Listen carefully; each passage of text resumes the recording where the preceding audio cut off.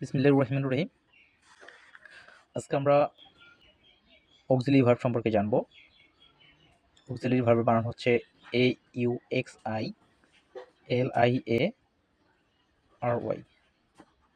Auxiliary.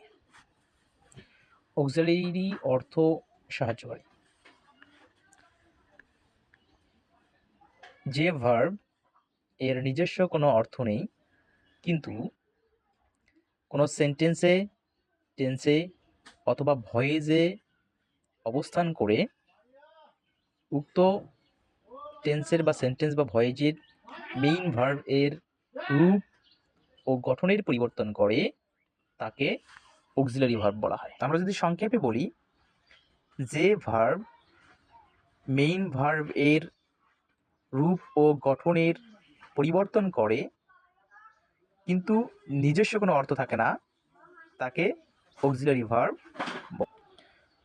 Auxiliary verb প্রথমত দুই প্রকার, যথা 1 নম্বরে প্রাইমারি,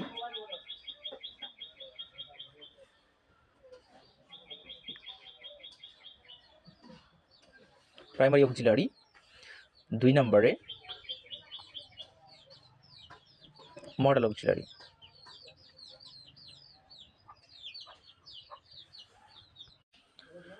প্রাইমারি অক্সিলারি ভার্ব আবার 3 প্রকার। First one to do verb, second one to be verb, third one to have verb. So to be ভার্বগুলো হলো 1 নম্বরে do, does, did. To be ভার্বগুলো হলো am, is, are, was, were, being এবং হচ্ছে been, BEEN, been. এবং next to have verb. Have ভার্বগুলো হলো হ্যাভ, হ্যাজ এবং হ্যাড। এই হলো মূলত প্রাইমারি অক্সিলারি ভার্ব। আর এগুলোর অর্থ হচ্ছে, ডু যদি আমরা চিন্তা করি, এমনি নিজস্ব অর্থ থাকবে তখনই যখন এরপরে কোনো প্রিন্সিপাল ভার্ব থাকবে না। যদি প্রিন্সিপাল ভার্ব থাকে তখন এই অক্সিলারি ভার্বের কোনো নিজস্ব অর্থ থাকবে না। সুতরাং আমরা অক্সিলারি ভার্বের যে প্রাইমারি অংশটা রয়েছে এটা জানলাম। Next modal auxiliary verb.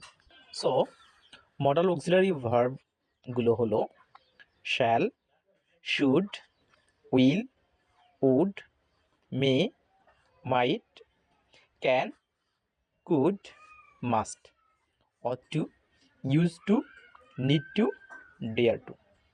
So এখানে মোট 13টা মডেল অক্সিলারি ভার্ব রয়েছে। এই 13টি মডেল অক্সিলারি ভার্বের মধ্যে ম্যাক্সিমাম স্টুডেন্ট যেখানে উচ্চারণ করতে ভুল করে, তার মধ্যে রয়েছে শুড। আমরা অনেকেই এটাকে বলে থাকি শুল্ড, আসলে এটার উচ্চারণ শুল্ড না, এটার উচ্চারণ হবে শুড।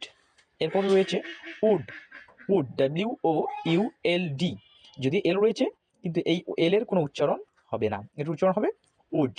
এরপরে মাইট অ্যান্ড দেন কুড।